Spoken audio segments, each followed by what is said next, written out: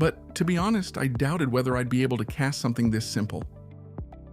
When had I ever experienced magic before? Contrary to my expectations, however, the phenomenon happened instantly.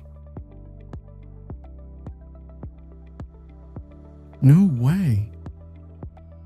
This is freaking awesome.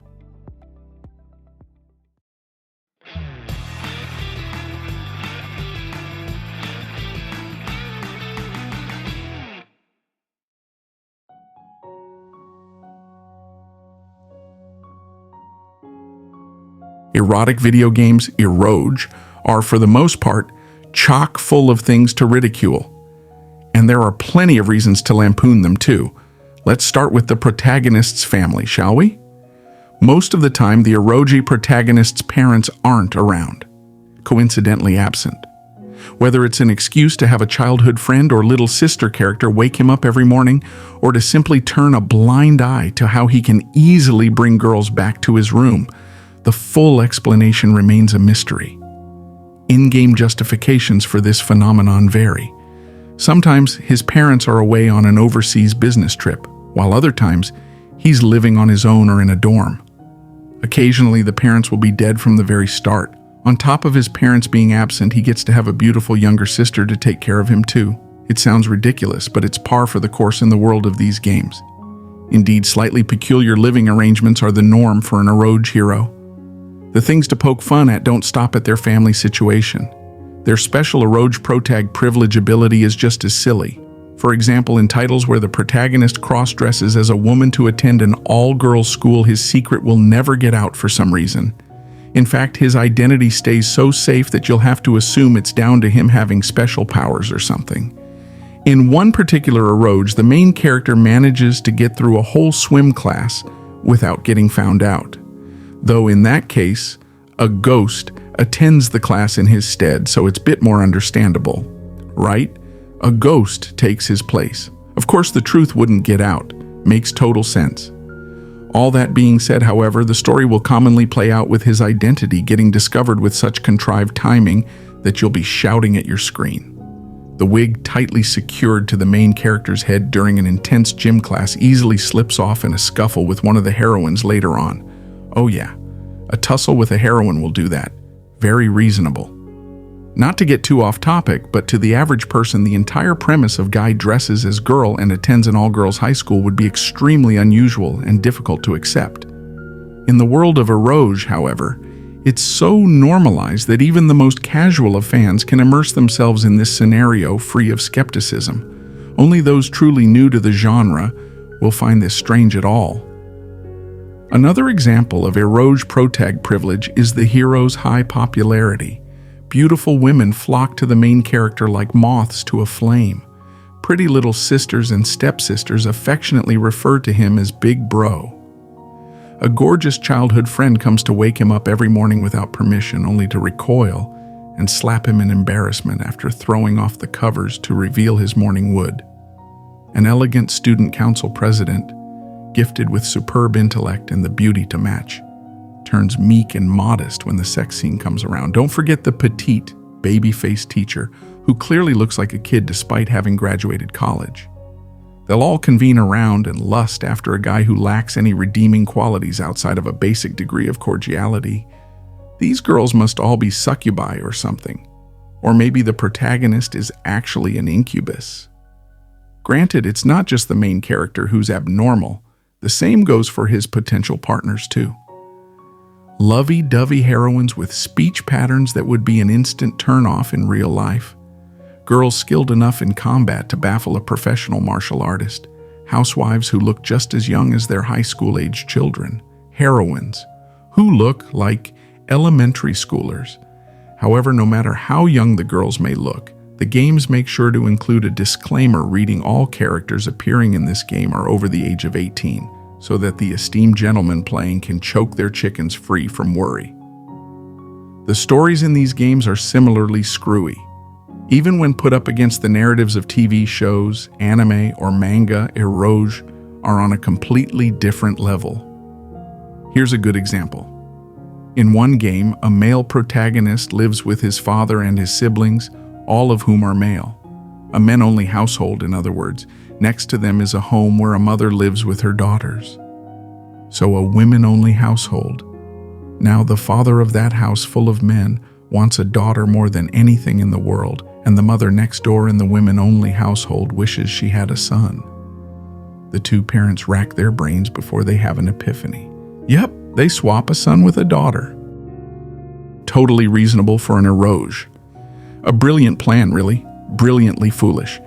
Just like that, the main character is traded away and suddenly ends up with his own harem. Genre buffs would probably eat it up, praising the wonderful narrative setup. The average person, on the other hand, would probably be left wondering who came up with such a contrived plot device. The same thing holds true for that title from earlier where the protagonist disguises himself as a girl. A harem gets dropped into his lap. While I can't speak with authority on the subject, there are also eroge known as nukige that prioritize sexual content above all else. This subgenre features overly lewd scenarios that even veteran players might find hard to stomach. To make a long story short, eroge exist in a kind of exaggerated version of reality, where common sense doesn't hold true. Even if you ended up in that reality, outside of a select few titles, you wouldn't have any problems as long as you were the main character. He's the center of the Eroge World and extraordinarily popular after all. But what if you found out that you weren't, in fact, the center of that universe? One wrong move, and that fantasy could turn into hell itself. Oh no, you gotta be kidding me. The image reflected in the mirror was both me and not me. Or rather, I should say that the person in the mirror moved exactly how I wanted him to, but didn't look like me. To top it all off, I had seen his mug before. This is totally that Eroge protagonist's loser friend who's always hanging around. I collapsed to my knees. The friend of an Eroge protagonist usually leads a life of misfortune. Some of these characters fruitlessly repeat the same eccentric behavior over and over again and earn the ire of the heroines, while other best friend types get embroiled in the protagonist's two-timing and end up playing matchmaker on his behalf. More than anything else, however, the most common characterization for this character, not to mention the main source of his misfortune, is that he isn't popular with girls. Best friend characters are extremely unpopular. Beautiful women won't even get near them. The reason is simple. Imagine what would happen if a girl the player was interested in hooked up with the protagonist's best friend instead. Complaints would flood the development studio and the player base would dwindle. It's quite possible that even I would send a fist through the screen if an obnoxious asshole who kept butting in ultimately stole a cute girl away from me. Or I would immediately spam the game support page with all sorts of nasty abuse, then follow up by leaving enraged reviews on message boards and the like, so all we players who'd been wronged could dry our tears together. Now then, the character of Kusuke Takioto reflected in the mirror is versatile enough that his qualities range from extremely hapless to downright cursed, of course. Kusuke appears in Magical Explorer, MX for short, a tactical simulation game often derogatorily referred to as a click game, because you have to click through menus to do anything. The player character rotates between campus life and battling through dungeons as part of school or other events, strengthening themselves and their party members along the way. Additionally, MX lets you craft weapons, armor, magic, and magic catalysts. Using the crafting system, you can equip unique weapons and can even open up a shop to shoot for becoming the city's top alchemist merchant. Being an Eroge, obviously it contains plenty of romantic elements too. It wouldn't be an exaggeration to call them the primary focus of the game. In-game, these beautiful and powerful heroines are involved in your daily life to an abnormal degree, so long as you're the protagonist, with erotic episodes popping up so often you'd think it was a blessing from on high, so long as you're the protagonist. You can even successfully sneak into the women's bath and catch a glimpse of all the leading ladies at their sexiest, so long as you're the protagonist. The main character's friend, Kusuke Takioto, is what you'd call a comic relief character, tearfully biting down on his handkerchief as he jealously side-eyes the protagonist, flirting with all the different love interests. A foil through and through. While he has lines like, "That girl is super cute, right? Well, actually," and "she's supposed to be the prettiest girl in the academy," the main character inevitably snatches away anyone he's interested in. It goes without saying, but none of them are reserved for Kusuke Takioto. Far from it, since all the girls in the game hate his guts. He's pretty good looking, but between his poorly timed dirty comments and downright boneheaded behavior, it's clear why he's so reviled. A few of the heroines don't outright hate him, but these exceptions comprise a small portion of the overall cast. Thus, when we view the romantic elements from Kusuke Takioto's perspective, we find he is a supremely unfortunate individual. His misfortune extends to the game's combat as well. All male Eroge characters are prone to having unremarkable combat abilities in the first place. It makes sense. The ladies and gentlemen playing Eroge are after the beautiful young heroines they wish to make their own. When sought-after heroines are powerful, their popularity increases. The higher their popularity, the higher the merch sales. Above all, however, the developers love their female creations and want to make them as strong as possible, so it's natural they'd be so effective in combat. Despite all those caveats, Kusuke Takioto's combat ability isn't terrible. Nevertheless, the fact that he's geared toward experienced players, the fact that he doesn't have his own unique weapon, and more than anything, the fact that heroines get such preferential treatment makes him seem underappreciated in comparison. Most people remove him from their main party by the end of the game. I was no exception, of course. I wanted to use the heroines instead. Gah! The Kusuke Takioto reflected in the mirror heaved a sigh. I guess I should try confirming if I really am Kusuke Takioto for now. I grasped at the smallest of straws as I removed a scarf around my neck that was essentially the unlucky best friend's defining character trait. Nonetheless, is reality truly so cruel? Why had this happened? It seemed I really was Kusuke Takioto.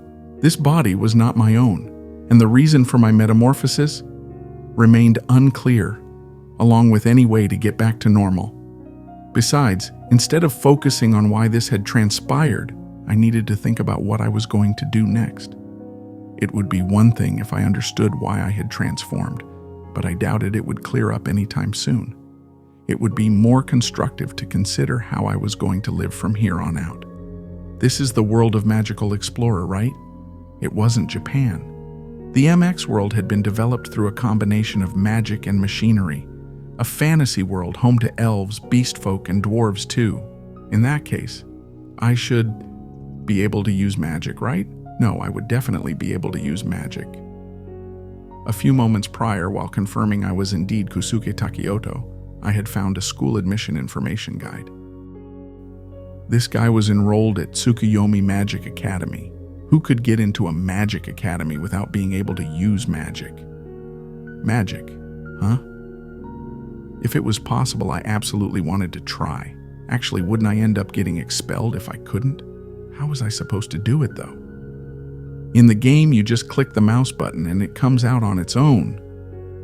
I had no game screen, and I definitely couldn't click any mouse buttons. I couldn't even look at my own stats. I would have liked to at least see how much HP and MP I had, but that wasn't happening. However, Kusuke Takioto had only been able to enroll in the academy because he could use magic. Maybe there was a chance he had a textbook on spellcraft lying around.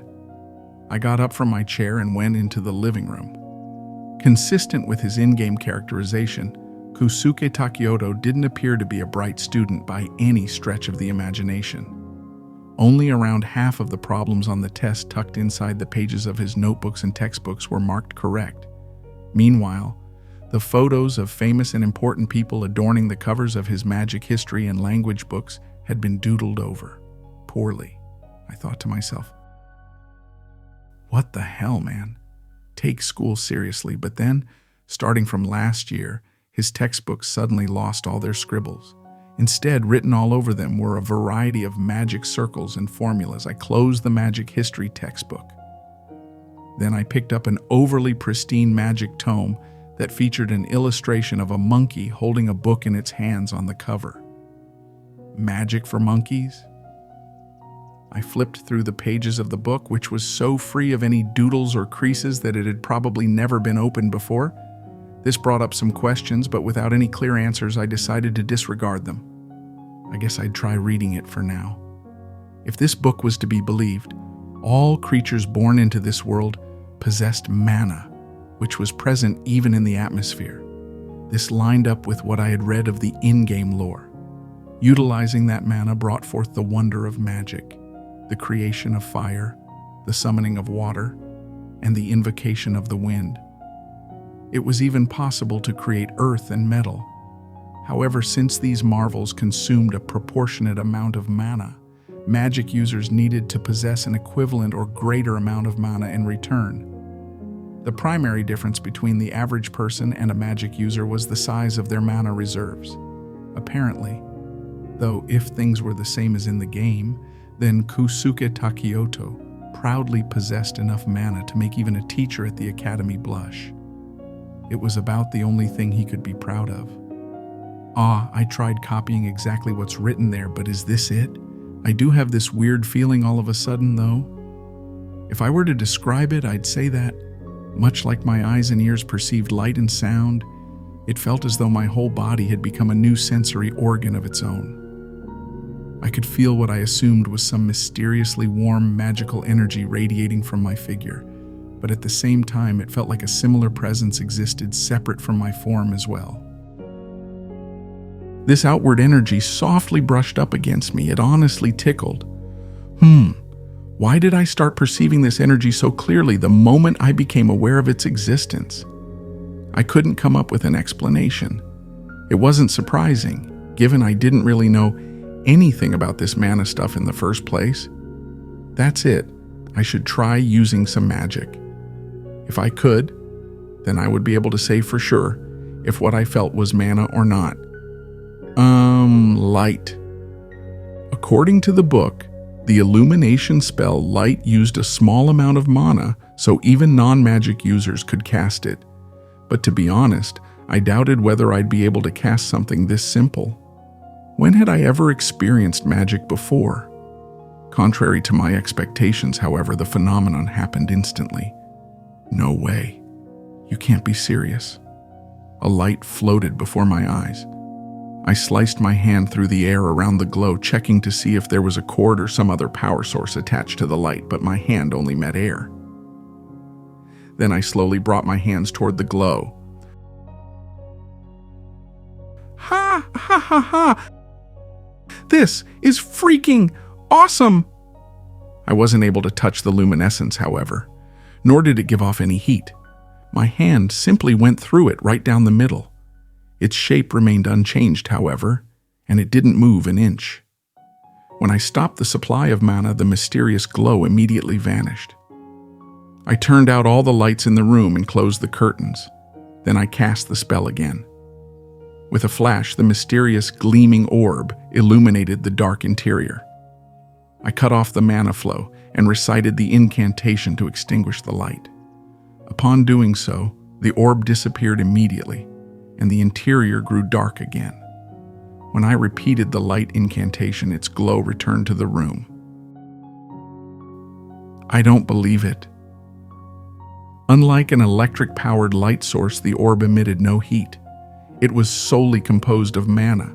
Sure enough, immediately after I cut off the mana supply, the glow would disappear. Casting the spell again lit the area up in a flash. I grew more impressed each time I cast light. This mysterious power called magic excited me. If someone else had seen me, they probably would have wondered what the hell I was doing. After all, light was the very first enchantment a magic user learned. It was apparently taught around kindergarten or early elementary school, so it wouldn't be strange for someone to scold me for getting worked up over something so basic. How could I not, though? What if a person from a world without electricity suddenly saw a television or the internet for the first time?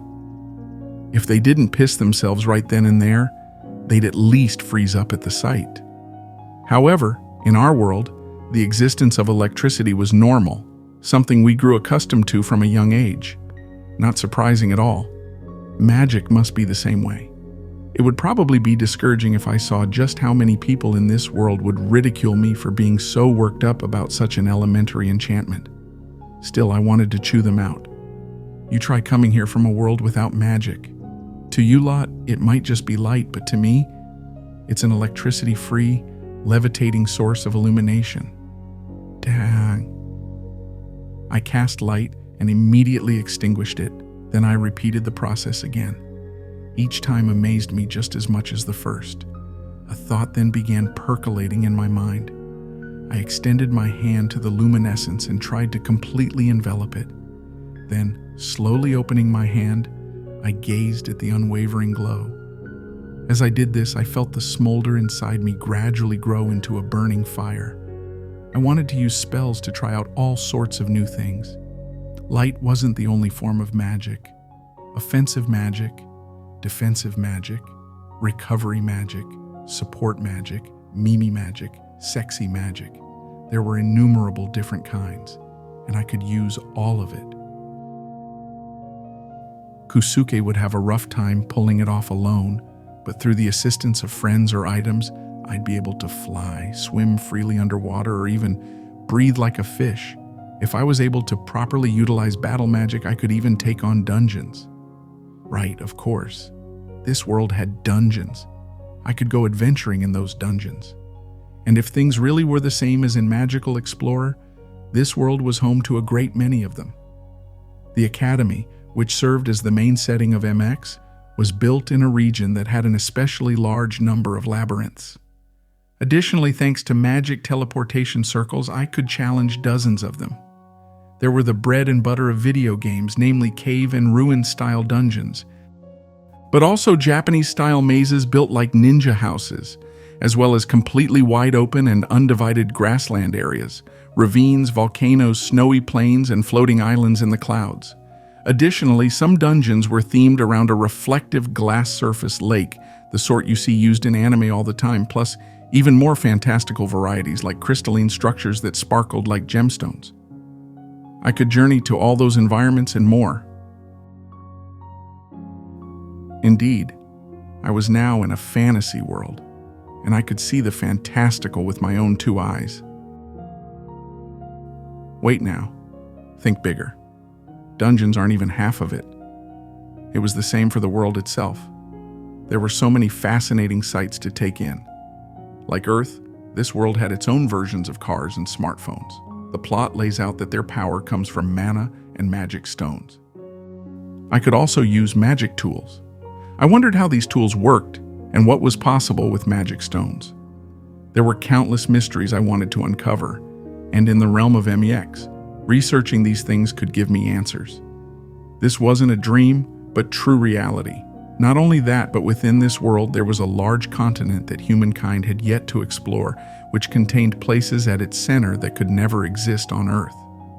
These whimsical locales included a floating castle, a large underground labyrinth, an underwater palace said to house a dragon, as well as a forest that contained a towering world tree the size of a small mountain. However, the game itself mainly focuses on dungeons and the academy, so those places are only referenced, with the player only having access to a limited selection of areas.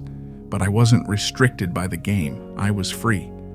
I could accompany the protagonist and the heroines on expeditions to all these fascinating destinations. This realm was also home to beast folk, elves, dark elves, dwarves, dragon folk, and other races that did not exist on Earth. It was possible to interact with these people too. If we became friends, I might even be able to go on adventures with them as well. Excitement coursed through my veins as my thoughts jumped from one new thing to try to the next. There was one problem though. If I'm going to go adventuring through dungeons and around the world, I'm going to need to get stronger. Powering up, huh? For that to happen, I would need to do some serious training. If Kusuke Takioto was true to his in-game characteristics, he had glaring weaknesses. Nevertheless, if players managed to overcome his shortcomings and use him well, he had totally unique abilities and could become unbelievably powerful. Above all else, however, I had knowledge on my side. While I doubted I would be able to become the absolute mightiest, I knew I could at least grow tougher. Actually, wait a minute, was becoming the absolute strongest truly out of reach? In Eroge, generally, the player-controlled protagonist and the heroines popular with users and the production team received the most favorable treatment. Could I surpass them and make the best friend character the mightiest of all? It might actually be possible. Despite all those overpowered characters, could I actually emerge on top? Of course, I had no illusions about this. Those girls were monsters. One of the main heroines could manipulate tempest winds at will and fire off wider-range blades of air sharp enough to chop iron-hard shells into pieces. Another could instantly heal anyone, no matter how severe their injuries. There was even a heroine with a lightning-fast special combo attack so powerful that it could shred the last boss to pieces. Up against these inhuman heroines, it was no exaggeration to say I had a steep hill to climb. But if I'm already aiming to get stronger, I might as well. Despite understanding the difficulty of the road ahead, I wanted to shoot for the stars. That didn't mean I wanted to try to undermine the heroines, though. It would be egregious to get in the way of the girls I loved while they were working hard to make themselves more powerful. I simply wanted to surpass them and become the strongest myself. Protagonist? Overpowered heroines? Ha! If anything, having people worth surpassing only made it that much more exciting. If I truly was the game's Kosuke Takioto, if I truly was him, then I would have a unique ability that could compete with the overwhelmingly gifted protagonist and heroines, the developers' favorites. Furthermore, I had more of the mana I'd need to put my special skill to good use than the expansion 4 Kings, the Big 3, and even the protagonist. And above all else, I had game knowledge. An understanding of the game's ins and outs was the most overpowered ability of all. To become the strongest, I knew where I could unlock my potential and where to find the most overpowered equipment. I even knew which dungeons contained the most profitable magic tools and treasure, and I understood where I could learn the strongest skills in the game. It seemed I had the minimum requirements to become all-powerful completely covered. That settles it. I didn't know why I had come to this world, but if I had to live here, I was going to train myself and aim to become the mightiest character of them all. I'd outstrip the Big 3 and leave the protagonist in the dust. Then, be it dungeon, a floating castle in the sky, or the world tree, I'd freely travel wherever I wanted. I was going to savor everything this world had to offer.